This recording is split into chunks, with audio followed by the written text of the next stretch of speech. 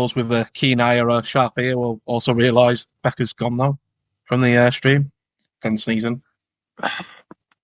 Yeah, she's got she's got her bedtime as Becca, hasn't she? So yeah, to be fair, she's about an hour past it. So in all fairness, cheers to Becca for stopping up for us. I was late, wasn't I, this evening because of work commitments. I didn't get out to work till 8 o'clock. So yeah, she's done us a favour by sticking. So thank you very much, Becca. Yeah, you can go and play with your toys now. That'll be one for the. I'm not going into any more detail. That's the stuff you'll see on the video. I'm just going to leave it open on the audio just to make people go and visit the YouTube and see Becca's toy collection in the background. Moving on. Right, my fix for rugby. Now it's going to start off a bit Brexit-y, but just bear with me because you'll see. Right, so it's multi-layered this, so you'll have to strap in. So first off, IMG scores should only be rewarding finances, not league positions. Something we've already touched on. My next one is remove the block between the NCL and Division 1 to create that football pyramid. So your NCL will be your top amateur division or like a non-league sort of thing, where then you could have your Northwest Counties, your Yorkshire League, and that sort of propping up the NCL. So that way your top amateurs on sort of earning it on the field would be in the NCL competing for League One. And that way you sort of open a pyramid up there. I'd then remove Toulouse and Catalan and put them back in the French division, which obviously it sounds a bit Brexity, but this is why.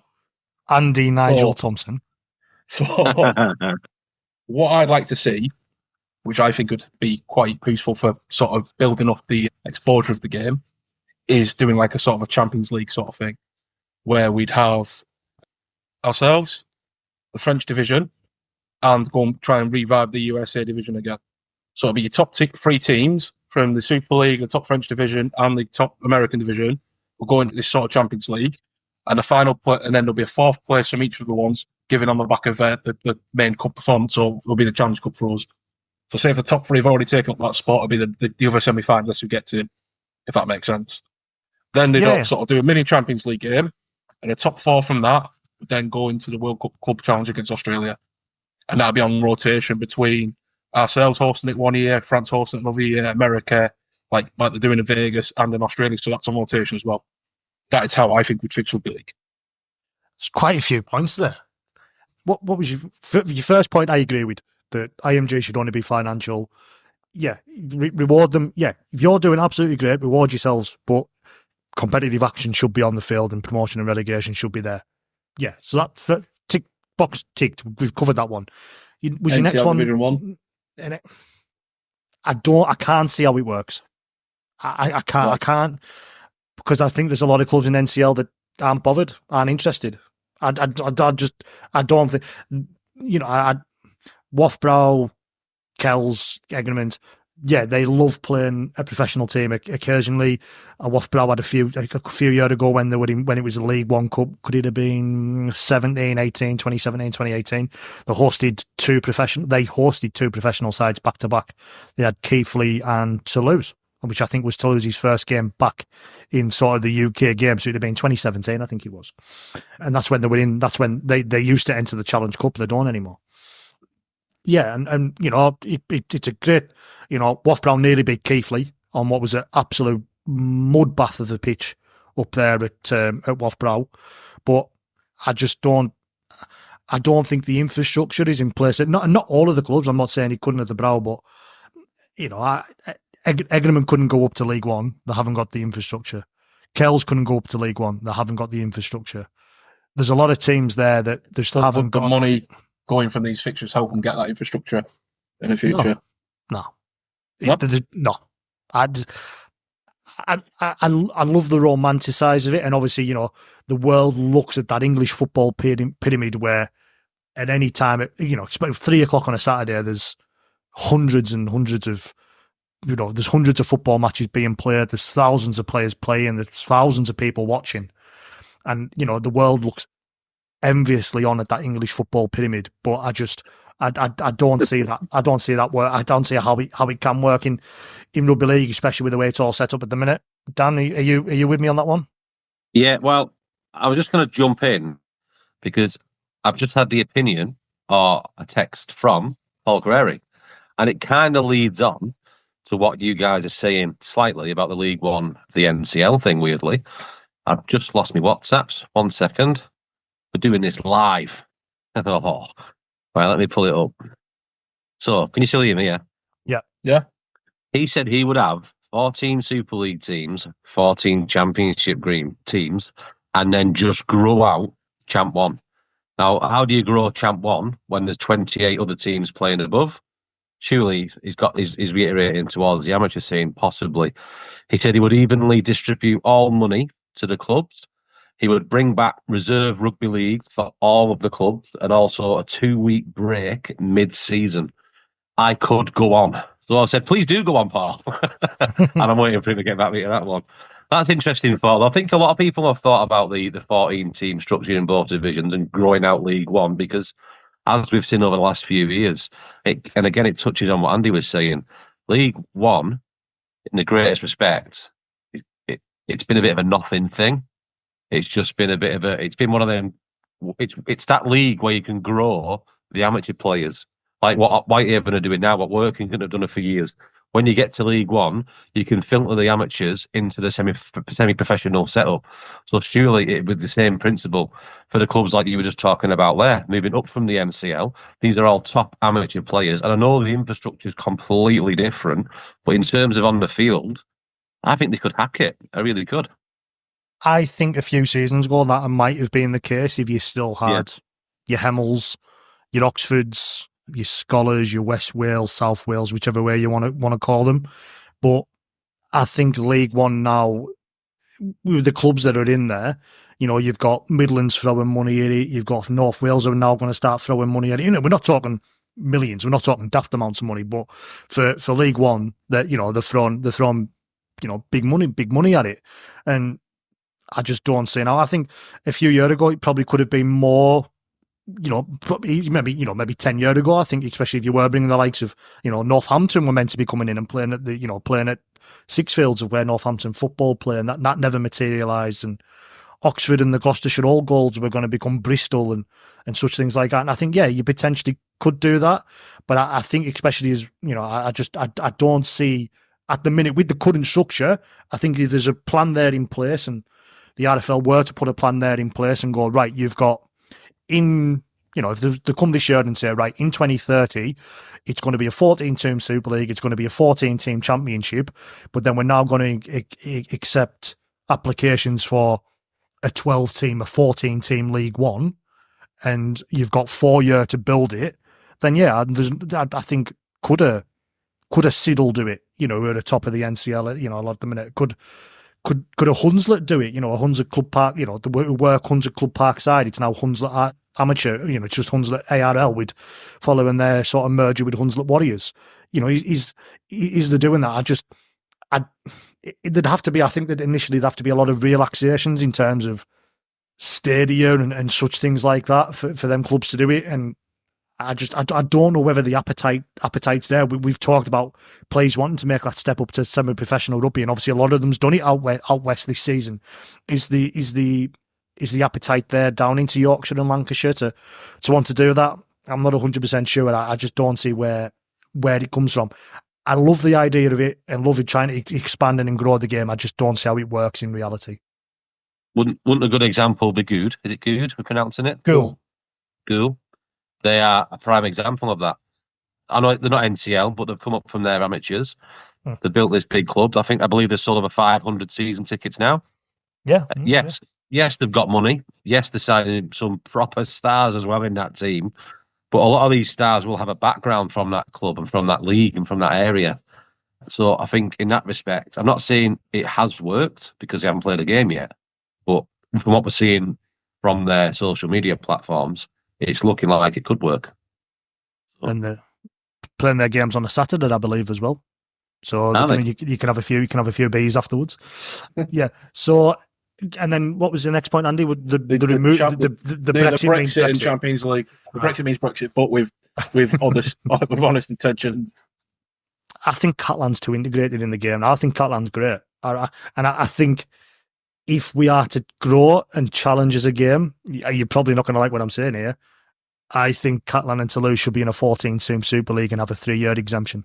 Well, I think Catalan wouldn't need it. I think Toulouse should be brought up as Catalan were and have a 3-year exemption. Let them grow. If they could fill that stadium, that Toulouse Rugby Union Stadium, which I mean, have either of you two been over for the weekend? Have you done Toulouse? No, I'm too tired. Sorry, yeah, I did Toulouse, but not at that stadium. Not at that stadium, but yeah. Toulouse could massively bring something to this game if it's allowed to. Really, Let me really ask you good. this.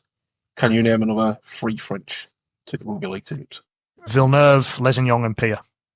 What are you, Pierre? Yeah, Not yeah. I was just about to say what Jordan said for them 3 teams, yeah.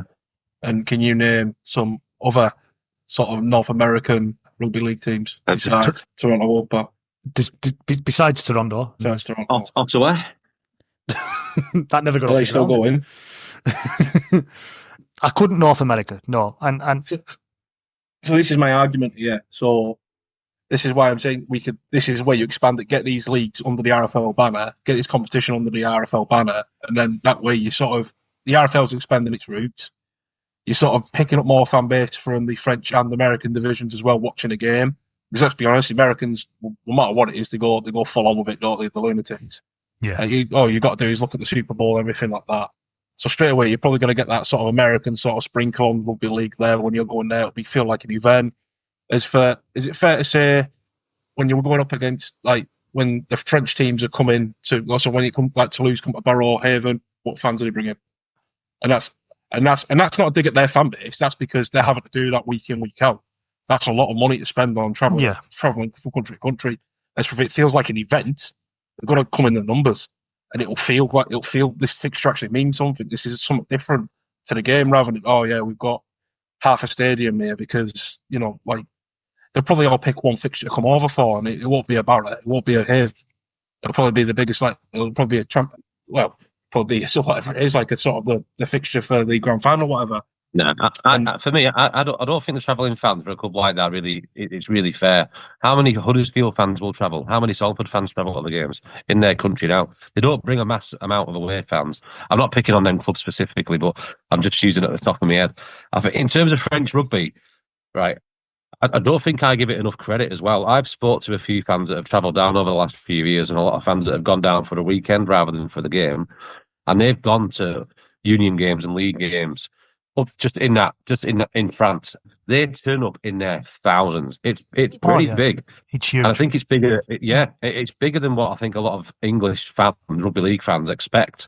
And even they were shocked telling me the story. Like, they turn up in their robes and they get the drums are out and the trumpets are out, and it's a proper event, and it's a big thing over there.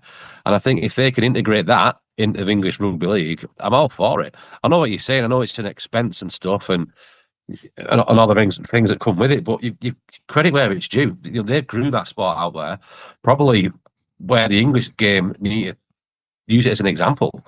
They've took it by the horns and grew it, and have we? Probably not. Whose fault is that? Is it the RFL's fault? I'm not sure, but is it IMG? You could blame a lot of things, but France have done it, so I think they've earned the right to bring their sport and bring their fans over here. And also, it's cheaper to get to Toulouse than it is to bloody Cornwall. Yeah. So, but yeah, no, yeah. Well, we were right. So back to the France thing, right? You don't bring them over, do whatever.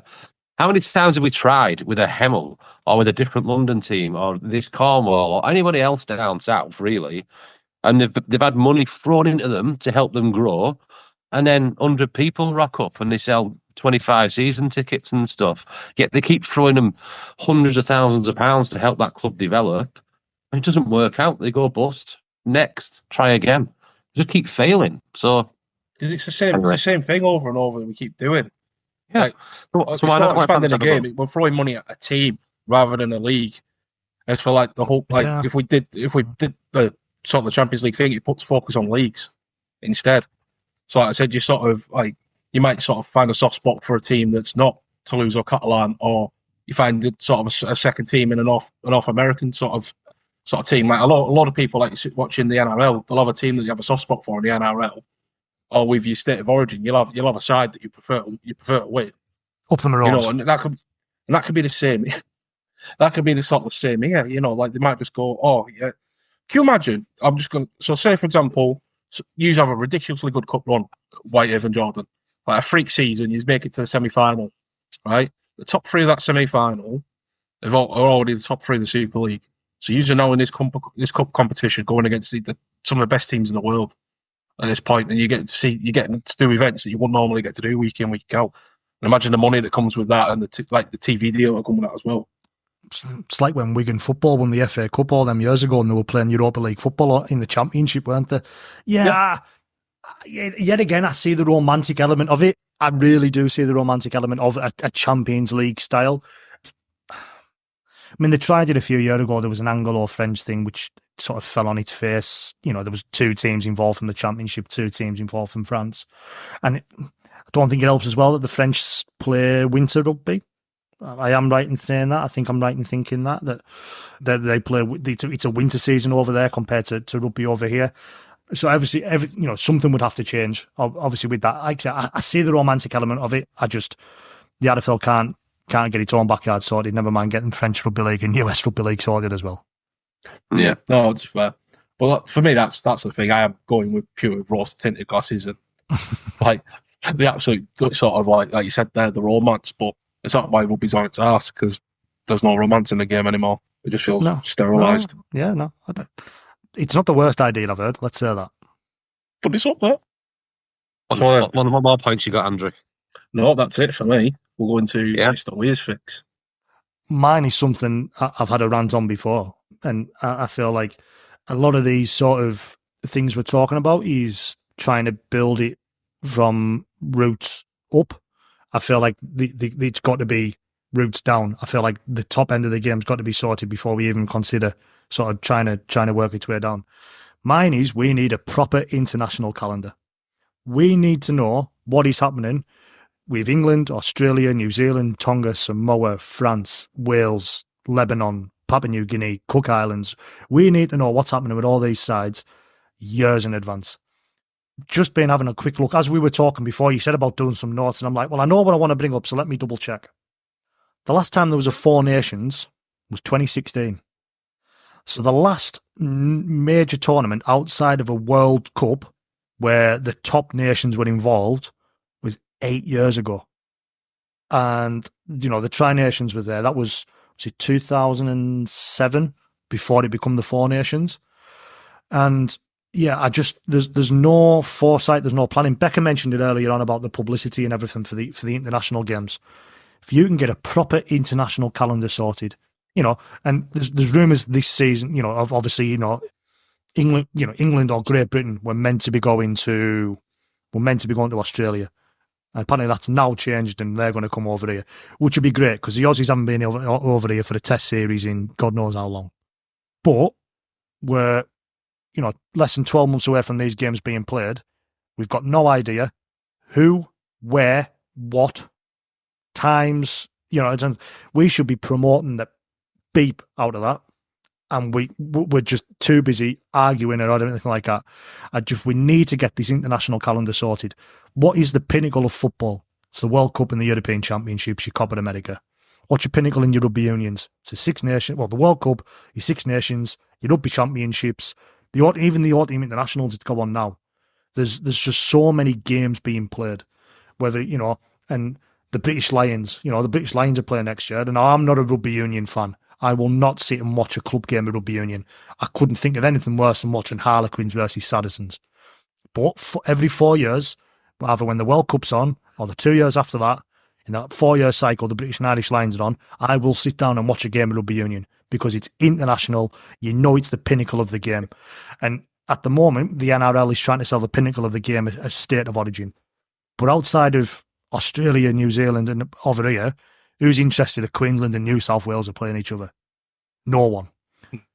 But if you can market the world champions, which obviously I know Super Bowl have, you mentioned Super Bowl earlier, the Americans, they've got a habit of calling themselves world champions when there's only themselves a bloody player of the sport.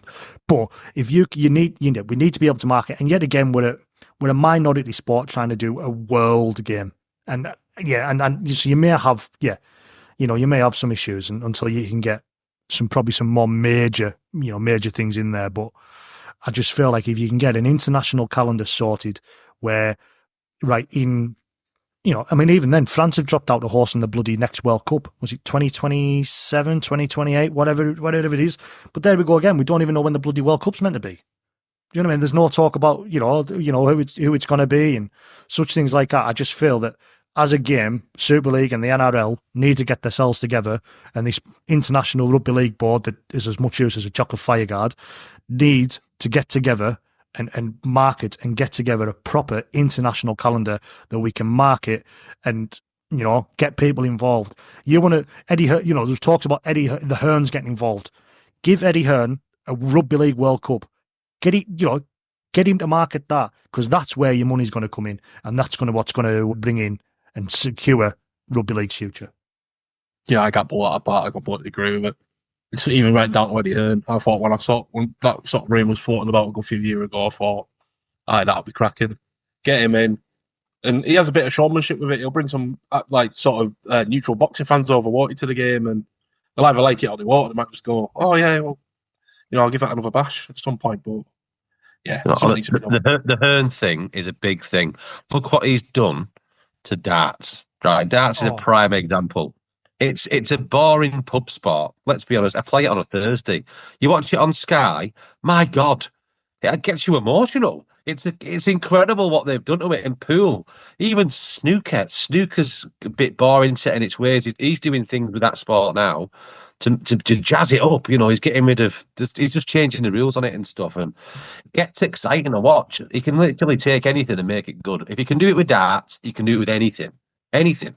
Look at 20 years ago. They were playing in, the PDC. But even so call it even longer. 30 years ago. Do you know what I mean? It was a pub sport where there were supping pints on stage, and there were, there was supping, there was smoking on stage, and it had that it was a working men's club game that occasionally had a bit of telly coverage. And then the likes of Phil Taylor and Eric Bristow and such things like that. But no, we want to be a proper sport. We need to move on. And they took it, they jumped, and it was a bit of a struggle initially. But then look, they've gone from the Circus Tavern where there's a couple of thousand people in, or maybe 1,000 people in, if that. They've now gone to Ali Pali, where you can get 3,000-4,000 people in. The winner of the 2025 World Darts Championship, which is the one that starts at the end of 2024. But next year's, this one that's coming up in a few weeks, the winner gets £500,000. For 3 weeks' work? £500,000 for 3 weeks' work. It's mental what they've done for the game. And we're not expecting an overnight, and it hasn't been an overnight success in darts. But yeah, I feel if you can get someone who can grab hold and just market it, because that's all they've done with darts. They've marketed it, and it's what they're doing with snooker. They've marketed it, and they've gone into especially with snooker, they've got into a big country like China, where there's 1 billion people, and the World Championship final, they'll have 250 million Chinese people watching it. It's mental, and I just feel like we need someone who can come in here who knows what they're doing with sport, but knows it's entertainment. And such things like that, who can grab hold of that, get a proper, there's nothing against the Super League and the NRL still, setting the fixtures and getting it all in place, but get someone who knows how to market it. Get the Hearns in, whoever it is, get someone in who knows how to market a game, and let's get this game spread and let's grow this game of Rugby League. We call it the greatest game at all, and for its product at times, it really is, but it's stuck in the shadows behind these other sports, and until we can grow and get a proper plan in place, we're going to continue being here. Any more? Get rid of IMG. And bring back the beef. No, bring back the beef. But in terms of the IMG stuff, obviously, just going back to that before we do move on, I understand why they've done it. I just think it's been implemented badly. I think it's been. I understand. Yes, you've got to have standards in place, and I feel like it replaces the old minimum standards where the clubs are marking their own homework. This is proper audited stuff, but yeah, I think the reward should be financial reward and not competitive reward in terms of on the field promotion and relegation decided essentially by a clipboard. I think financial reward definitely, performance reward not. Penny, your turn to fix again. Right, so mine was away for. That's to be IMG related, does it? Just rugby related. Just whatever you think will fix the game. So I was thinking this year, over the last few years, what's been a main talking subject? What's been a main thing that you can pretty much guarantee we'll talk about week in, week out? And it's referees. It's the officials of the game. Now, I understand that they are limited on numbers and they are struggling to get officials in.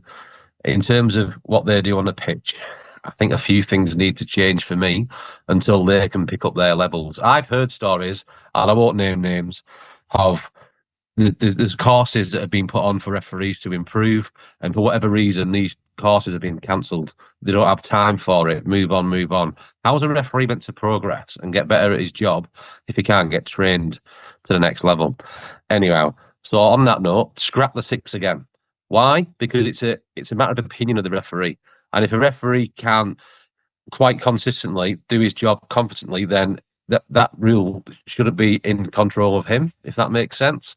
And I think it's a referee's opinion if it sticks again or not. And I just don't think it's fair. So that's my first one. The captain's call as well. I kind of enjoy that rule, but I think it's only going to work for televised games. So I don't really think it'll affect the championship as such. So a captain could dispute the decision with the referee, but how's he going to get proof if it's not on TV? We don't know. And on that note as well, I think, like the NRL, once the numbers are good and the training levels are better, there should be two referees on a pitch. Especially now, it's definitely in Super League.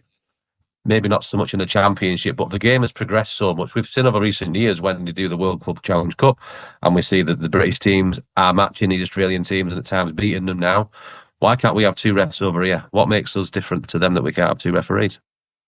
Thoughts? I've got one more after this, by the way. I agree. I think, especially the point you touched on there with the courses as well, if there's no reviews or anything like that, or sort of going over mistakes, where's the benefit? Where are they going to learn from the mistakes, and where are we going to get sort of because let's be honest, like a consistent referee improves the game, the flow of the game, the spectacle itself, and it takes the heat off them, doesn't it? And also, yeah, the idea with two referees, I'm sort of on board with that as well, really, and the captain's challenge. Jordan? I'm on board with the captain's challenge. I'm really on board with the captain's challenge. I feel like it's something. It's coming into more and more sports, isn't it? You know, tennis has Hawkeye. Football's got VAR. Cricket's got Hawkeye and the third umpire and sort of stuff like that. In the NFL, you can throw a flag if you want to challenge. You can review a call. So I think now we're becoming more and more technological as sports, and are quite happy with interference from the person who's not the man in the middle or the woman in the middle, whoever it may be these days. Yeah, I'm really on board with the captain's challenge, and I feel that's something that should come in at the earliest opportunity. But in Super League, though, yeah, I feel it's got to be in Super League, because obviously I don't feel like it at the moment. It could never be brought in Championship or League One level, because the simply enough, the footage isn't there, the camera footage isn't there, and such things like that. So yeah, it's got to be fully professional. And now all games are being broadcast in Super League, although I think some of the cameras need to be brought up. I think we're seeing from some of the games that were streamed last year that the way they were, some of that wasn't the best. So I feel like if you're going to do that, you need full similar. Some of the NRL camera shots they get, and some of the picture quality is amazing. It's like 8K sort of stuff. And I'm not saying you need 8K picture quality. What I'm saying is you need it to be, the camera that's in the stands needs to be the same quality as the one that's, on it needs to all be the same quality. And I don't think it's been that at times, sort of this season, especially when it's, as that ball touched the line. Well, I can't really tell, because it's starting to get pixelated when we zoom in. So yeah, but I feel like it can only be at a Super League level. I don't feel you can bring it in. And I think some, fans would be happy with that. I think you can understand that if your game's not being on TV, it's not going to be there. But in Super League, all the games are going to be shown live, TV, whatever it's got to be there. So I would bring that in, and I would bring that in as soon as you can. In terms of referees' performance being reviewed, obviously you've talked about the courses and such things like that being sort of cancelled. I spoke to Ian Smith, and he said about the sort of the performance review that does go on, and I've spoken to local referees, and they've gone about how games are reviewed and how they're expected to review their own games and sort of such things like that. So I think that takes on anyways. We probably need more men and ladies in the middle to continue pressing up. And I know, because the progression, and I spoke with Ian Smith about his progression, and it was probably hard back then to get noticed, but I think at the minute it's probably going to be easier to sort of get noticed and, you know, potentially have that progressive pathway, and there's going to be more in place for that now. So I just feel like, yeah, we need more consistency. And then that goes on to my point in terms of 2 referees. I'm going to go no, because I feel if you want consistency, you only get consistency if there's one person making a decision. Because you mentioned there about 6 again, how it's someone's opinion or, you know, matter of opinion. The way I look at a high tackle could be the way you look at a high tackle. And it shouldn't be, you know, in terms of a match official or something like that.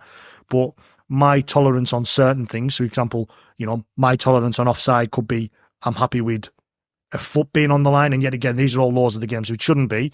But you all know, you know, everyone is subjective, everyone is different.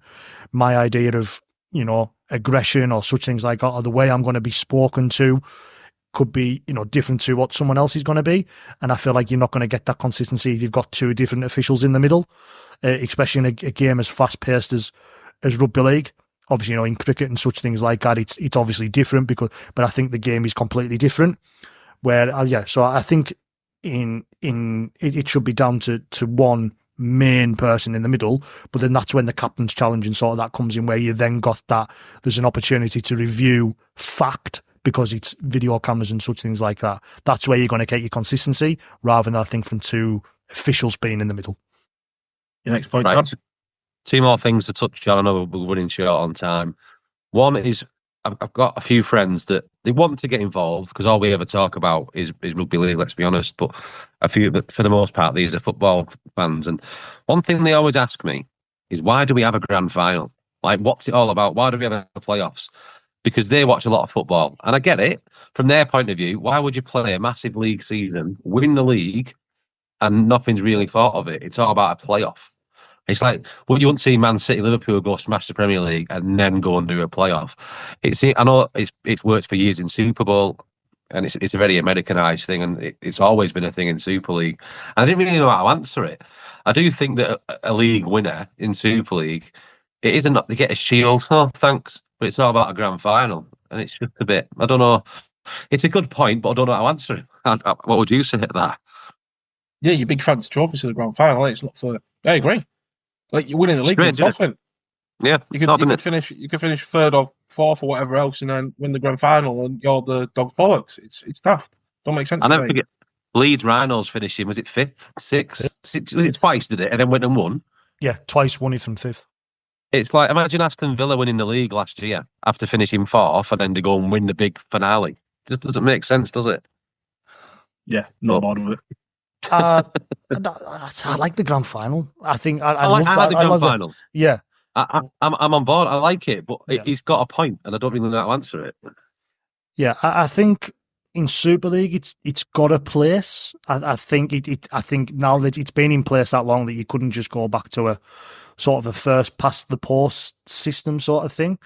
But I feel like, I mean, and it works how I think it currently works in Championship and League One, that the league winners, well, what would be in the Championship, the league, you know, we'll stick to League One, that the league winners go up automatically, and then there's a grand final for another promotion place. But even then, that's going to get rid of now, because there's going to be, not this season, but the season after, there's going to be middle eights between the Championship and League One. So I think they're going away from a system that works. So yeah, I think outside your lower divisions, and it's the way it works in football. Well, no, you know, your league winners gets promoted, and then there's a playoff final, a grand final between, you know, sort of playoffs. I think it works well in them sort of that. But I think in Super League, I see both sides of it. I just feel like if you take the grand final away, which I'm not saying they would or they wouldn't, if they take a grand final away, you're losing one of your big events, and so, you know, we're talking about publicity and such things like that. Maybe the final point, Champions League, to give the grand final a bit of purpose. So my final point is one of mine, and I'm a massive fan of attacking rugby league. I love seeing points after tries after the rest of it. Bring back the bonus point. I love it. People hate it's Mr. Marmite, isn't it? I know people don't like it, but especially now where you get to these levels where you see in the say the Championship, right? You're going to get 2, 3, 4 teams that you're not going to dominate. They're going to turn up and stuff you 30, 40, 50 nil every week. What if that team getting stuff could pick up a point just for putting 3 or 4 tries in anyway. It keeps them going. When you've lost a game at half time, you've still got an incentive in that second half to go do something. And for little things like that, I'm a fan of the bonus point. My only issue with it is how many points to get for a win. Well, it'll have to be 3. That's what I mean. It was always 2, wasn't it? So a draw was the same sort of result as coming in with 12 points. So they've got to do it 3, 2, 1. 2 for a draw and 1 for the. How are you doing your bonus point? How are you doing it? Losing by so many or scoring so many tries? Either or. For me, I'd do it on scoring just to give that losing team an incentive to go on. It can bring in you can look at the match fixing side of it a little bit. I get, like if a team needs another team to get a point, they can just set back. They've got a 40-point lead, we'll back off. But one of them, innit? Yeah, I'd bring it in for scoring so many tries in a game. That's the way I think Rugby Union does it. I'd bring it in that way. I'd losing by so many for me, because that's when you get teams knocking 2 points over when they're 14 points behind. I mean, no, scoring so many tries, definitely bring it in that way. So I'm going to go back on, you mentioned attacking rugby there sort of thing with sort of doing the bonus point. But another thing I like to see return, sort of, because I thought it was a bit exciting when sort of terms of attack, was the free play rule.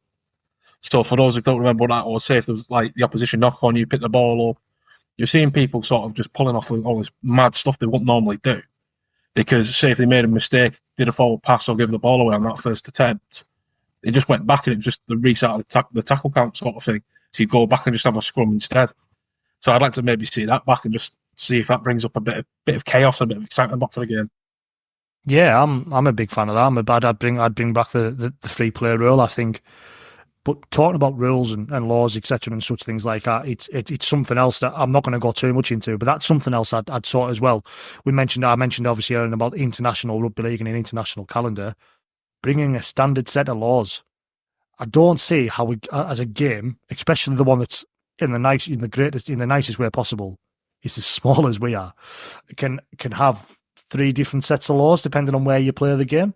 I don't see how you can have games that obviously, the Aussies bring in laws and then we adopt them later on, or we bring in laws which the Aussies will ignore or bring in or adapt later on. And then when we play in international games, it's a hybrid of the two. Get them all in the bin, pick one standard set of laws, NRL and Super League meet post-season, both seasons run at the same time, and then do, later on, such things like that. Then, right, well now, from the effect of the 1st of January, this is going to be done, or this is going to be done, and such things like that. So yeah, bring back the free play rule, absolutely, and bring one standard set of laws in as well. Really? Anything else to add? It's hard to disagree with that, isn't it? Really. So yeah, I'll go with that. A polite nod of the head. All So that's it. That's us fixed Rugby League. You're welcome. See you later. Second time we try to escape was. Where do I pick my check-up? I've just fixed Rugby League. There's got to be some money in it somewhere, surely. Oh, washing pile appeared again then. Oh, magic. Wash your clothes, you tramp. It's the kids' stuff. It needs to go in the wash. It's just like going to wash. Not heard of washing baskets, like? Yeah, it's on top of a washing basket. with some bath stuff. And, yeah. Scruff. Get it washed. Come on. Yeah, misses shit. Kangaroo court. See, I had you focused on your little sort of projects on how to fix Rugby League. You forgot what your kangaroo courts, haven't you?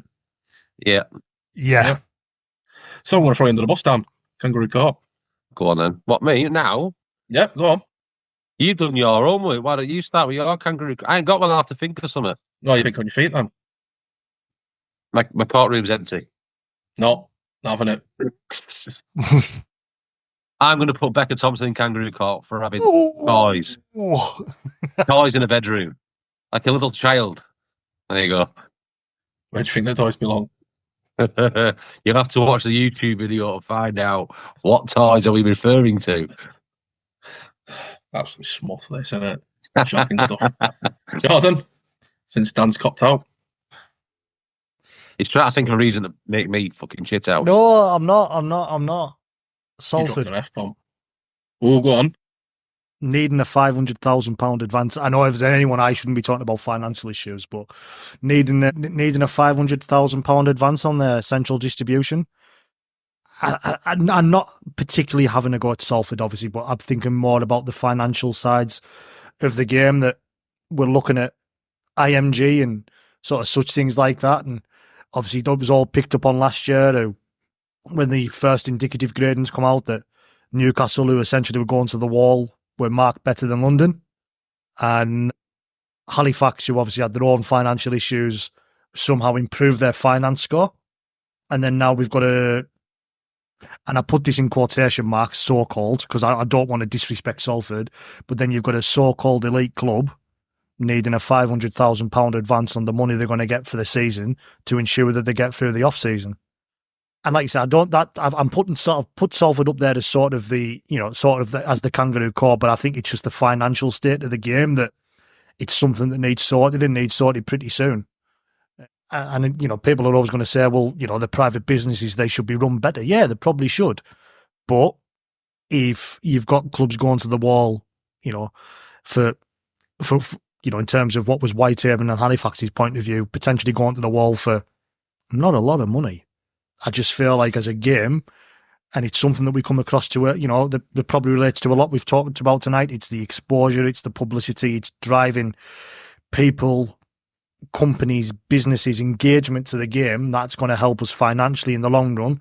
And I feel like if you can do that, that's probably going to stop the issues that we're seeing. So my kangaroo court's Salford, but more probably the sort of state of the financial state of the game. And it seems to be every off season there's at least one club potentially having financial issues. And I just feel like we need to start moving away from that if we do ever want to grow as a game. We need to get ourselves on a sound financial footing. Yeah, I agree. Don't be throwing stones in that glass house of yours, John. No, and that's why I said I'm not the person that we're talking about financial issues, obviously, with the issues that Whitehaven's had over the last few years. But I just feel like as a game, we need to be doing a lot more to ensure that this. Yeah, and I get it that these clubs are private businesses at the end of the day, and there's a lot of clubs that look particularly healthy out there. But if you were to look at profit or loss and accounts, they're just being held up by wealthy benefactors, and I feel like that's the way that sport is. I get it, but I feel like as a sport like Rugby League that we need to stop being so reliant on handouts, whether that be your financial handouts or such things like that. I feel like, especially for clubs like Salford where they're renting their ground, I feel like the opportunities are limited to do that. So I feel like we need to start trying to bring more finance into the game, and I feel like a lot of what we've discussed tonight across these two parties going to be, it could help a lot with that. Yeah, no, I completely agree, mate. I was being a bit cheeky there with that, but yeah, you expect a Super League club who've got that income, got the like the TV money and everything like that. They're meant to, them top teams are meant to be the sort of the bar of where you need to be. So how can you expect a Championship Club League One club to be a well-run sort of thing when you can't even do it in your top division? It's embarrassing. And yeah, I completely agree. Shit houses. I didn't call them shit houses. No, I didn't. It's the irony that Barrow go dual reg with Salford. The likes of Ryan King signed for Barrow to get his Super League experience when he goes over to Salford to help them out, get some players on the pitch. We did it. We've seen it with Leeds and Fev, wasn't it? And Fev were giving Leeds players when Leeds was short. Could you imagine? Yeah, was it Luke Briscoe that was playing? And then he ended up getting a permanent deal, didn't he? So yeah, we've seen it. Could you imagine if Ryan King went over to Salford to help him out on his dual reg and then got offered a Don't be talking it into existence. Don't be doing it. It'll happen, won't it? Is that just Penny with his massive ball? Oh. See you, mate. Right. Go on then, Andy. So mine, because I can't think of anything to be spiteful about. Well, I can. That guy who wins for the side, but I'm not going to mention him again because he's a dick. I'm giving a special recognition instead. So it's to your sponsor, Cloud Competitions. Hold on, just before, and you can be as nice as you want. Hold on, no. You've just called Penny for not doing for not being able to think of one or copping out, and then you're copping out. Yeah, never met a hypocrite. This is what happens when you get all the editing powers and hosting powers and that job. This is a special. There's a reason why I went laugh. Just because I didn't want to used to be nice. I wanted to use to out people. This is a special for the YouTube viewers. Get on YouTube. That one. It's inappropriate, Jordan. So yeah. Anyway, your sponsor. I was trying to be nice. You can be nice as you want. Sponsor, but Well, if you don't want me to look after him, Jordan, that's fine. Go on. Yeah, so I was seeing them giving out 100 plus selection boxes around Keswick today, sort of boosting the mood there. But they're also on the build up the 25 days before, on the build up to Christmas, just doing some donations as well to some good causes out there. So I thought, leading to Christmas, I thought that's just a brilliant touch. So well done there. Yeah, well done to the Cloud guys, George and the team.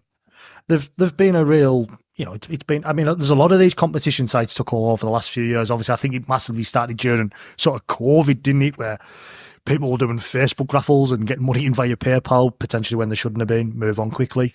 But was that a confession? No, I was too busy spending money on them. But in all fairness, a lot of them obviously sprung up just before or obviously in and around COVID, and people trying to make more money. I'm looking at you, Dan. With sort of such things, such things like that, and fair play to them. Quite a few of them took off, and obviously there's quite a few involved in and around. Obviously the Cumbrian Rugby League sides, obviously Cloud, as you've mentioned, obviously Bounty we've had at Whitehaven as well, and Northern Competitions, who's now involved at all three at sort of some sort of level. Obviously, probably a bit more at Barrow and Workington, but I know he's Ryan's done some business sponsorship at Whitehaven this season. Speed competition, which I think is one that's based down your way as well, guys.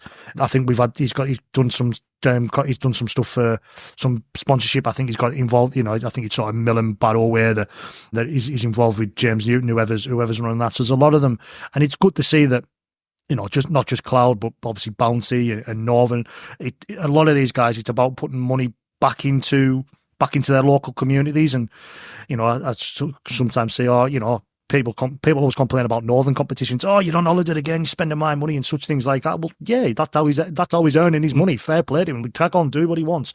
But there's, like I said, there's a lot of them that's putting their profits back in, which Ryan's doing at Northern, Calvin and Leanne's doing at Bounty, and George and the team's doing it at Cloud. The three that obviously. I think we've seen Vantage competitions as well doing the same at Barrow. Yeah, so like I say, there's like I say, I mean, I'm just mentioning the ones obviously I know sort of that are based up here out west and such things like that. But yeah, there's a lot of them where all these profits are getting reinvested into the local communities, and it's great to see because it's great to see that they want to get involved with local sport, and especially the rugby league side as well. I know Cloud's got a lot to do with Workington Reds football as well. I think that they're the main shirt sponsors for Reds this season. So to be able to see the lads do that after, only being there sort of 18, 24 months, I don't think they've been there 2 years yet. So the fact that they're able to do so much so quickly shows, that they're finding success and they're able to put the profits back into local community, whether that be within the community or through its sporting clubs. I agree. Should we go and shamelessly plug some social media accounts now? Go on then. Yeah. Follow us on X or Twitter at OSBallsRL. Facebook, Odd Balls. Give us a like and there. Andy, is this you closing up the show? This is me reading out the socials like I just said there. So this is what you usually do at the end. This is the end, is it? Well, yeah, I'm getting to the point. Yeah, why? All right, I've got my new kangaroo court. My new kangaroo court this week is Andy Thompson for forgetting to do this week's trivia answers. Oh, whoa. Wow. I'm the host. I can do the editing. Well, guess what? Edit this.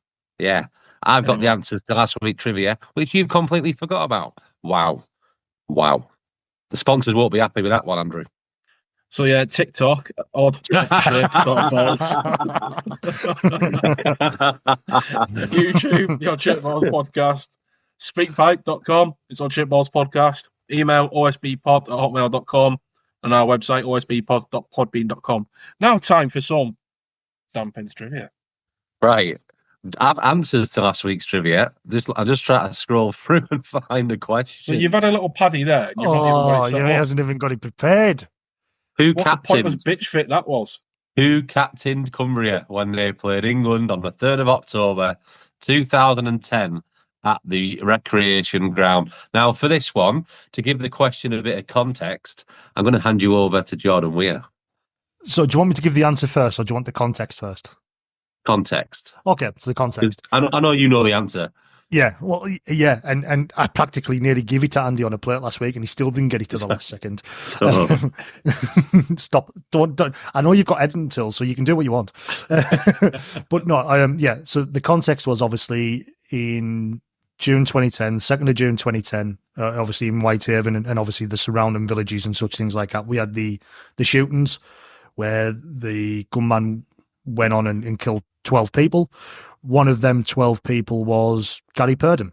And Gary, for those who don't know, which I'm sure a lot of them will, but Gary was a local player, up here, played for Whitehaven and Workington, started his career at Egremont, but yet again was one of them that, was just a proper community bloke. Everyone knew him. He had his farms and such things, which I think was just outside of Gosforth.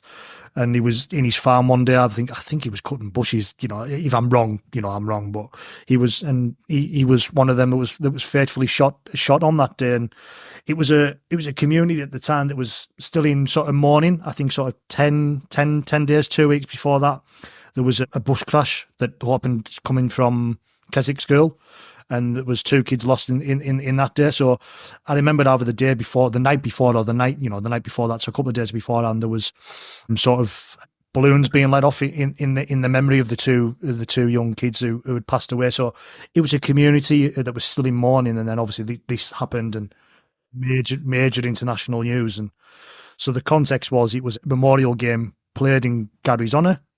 And the answer, if you're happy for me to give it away, Penny, the answer was his brother Rob Purdom, who was captain Cumbria on that afternoon, former England international, former Whitehaven player, but at the time was playing in Super League for, it'd have been Harlequins or London Broncos.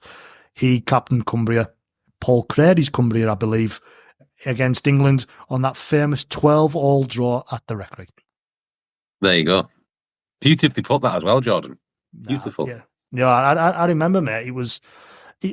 It's one of them you'll never remember where you'll never forget where you were when you heard it, and I dread to think what it'd be like now in terms of the age of proper social media of where we are now. But there was sort of them rumours had started, and you see it, you see aesthetics all the time on Facebook. Oh, there's a man going around in a van, or there's a wall, there's a mark on my wall. Is someone going to come and try and nick me dog or something like that? But there was, nowadays that's what it's sort of like. But there's sort of rumblings on social media. How there's a gunman on the loose in Whitehaven. You go, all right then. But then it started becoming, more people's talking about this. There's something going on here, and within half an hour, it was Sky News, it was local news, it was keep your windows shut, lock your doors, and such things like that. And it was one of them days you'll never forget, and obviously a day that changed Whitehaven, West Cumbria completely forever. There was a spotlight on West Cumbria which we probably have never seen and probably won't see ever again. Yeah, it was a horrible time, and I remember going down into the town. I'd only been about I was turning 16, just 16 a couple of weeks later. So, sort of finishing school and such things like that. I remember going down into town next day and going and laying some flowers on the taxi rank. It was one of them. Like you say, it's a moment you'll never ever forget. People say, remember, where were you when Michael Jackson died, or where were you found out when the Queen died? It's for around here. It's where were you when you heard about that day? And it's always something that's in our memories up here in West Cumbria when that date ever comes around. Sorry, we've gone quite serious there. Sorry. Sorry, I don't really sort of want to cheapen it with sort of try to move on sort of swiftly. But no, you're right. It's sort of brilliant, sort of nice way to sort of mark a horrible, tragic event, really. And like you touched on there with the social media side as well. I think it was might have been a month or two later, we had the Mexican gunman at Warren, if you remember that one, Penny. The Mexican gunman? Yeah, it was a bloke. I think he might have been out on the beer or something like that, just as a Mexican with fake guns, and put the island on lockdown on Warney. I don't remember that. Yeah, I think I was just I was just touching on. Yeah, it was sort of you mentioning the sort of that was the social media stir up there rather than sort of thing there. But yeah, I'm sure that wasn't much later than that. Yeah, I mean, and just going on to the game. It was great. I think was potentially 4,000 or 5,000 people in the Recreation who had travelled from everywhere. You know what I mean? You remember looking around and there was Hull shirts and Wigan shirts and speaking to people and where have you come from and where have you come from? And there wasn't just Cumbrians that come out that day. The Rugby League community, as it always does, the Rugby League family come out on that day, and a great afternoon. And the amateur at the time who later played for Whitehaven, John Paul Bracklebank, he was the only amateur involved on the day, and at the time was the best amateur standoff in the country by a country mile, one of the best amateur players in the country. He played for Cumbria that day and scored one of the tries. So yeah, it was a great occasion. Thousands of people packed into the Recreary, and it was a shame that so soon after that we didn't see a Cumbria game for so long. It was Cumbria played England Knights at Whitehaven the year after, and I don't think the uptake was quite as much as the potential might have been. I think 1,800 people there. So, and it sort of, that stopped Cumbria for a while. Obviously, there was some in the Nines, wasn't there? Obviously, the Nines where all sort of 3 Cumbrian clubs had come together and won the Nines. The Cumbria Devil Goats, I remember it was going around, sort of like the Brett Carters and such things like that of this world going across on social media. But it was such a shame that we weren't able to see Cumbria build on the back of that, really. Obviously, build out of what was a tragic event, that weren't able to continue doing some good with that in terms of, an annual memorial game against, whether like what doing now, whether it be a Jamaica or a Wales or whatever it may be, but no, it was a great occasion, and it's somehow over 14 years ago. It seems like yesterday. So I'm going to have to move on now. Penny, have we got another bit of trivia? As it happens, no, we've run out of questions, and it's well, I say no, my guy hasn't sent me any, but I've just had to think of one then when Jordan was trying to make it all right. Kangaroo caught him. Kangaroo caught him. I've got a question. You can do it next week. I've got a question. I'm just saying, I've just come up with one then, as Jordan was giving us the fields. That's all. Do you want it? Is this going to be the first legitimate bit of dance trivia then, where you've not sort of digged it off the Andrews now? No, it's not. No, you'll. It's a very simple question. Probably one that Becca might get this time. Bless her. Bless her. Who's the most recent player to complete the Cumbrian Tri-Series? Who's the most recent player to sign for Barrow, Whitehaven, Workington? Give that answer. Didn't we just give that answer away last week? No.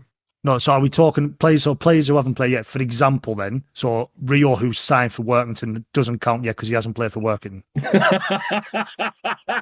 Or have I just given it away? I think I might have just given it away. Well, that's what I wanted to double check. Yeah. When you said you give it away last week, we mentioned it. We mentioned it on the podcast last week. So yes, we did give it away last week. He's shaking his head that we didn't. And did you want to wrap up? No, I'm just going to see him fume. Penny, do you want to change your kangaroo court? I don't want to talk to any ears. got any more trivia, mate? No, piss off. On that great note. Hold on. I'll bring one up then. I'll bring one up. We'll do a Jordan's trivia. So I've just mentioned it there. One that come off the top of my head. When Cumbria won the Rugby League Nines 10 so years ago, who did they beat in the final? Go on, we'll have that this week. So you can bring that up.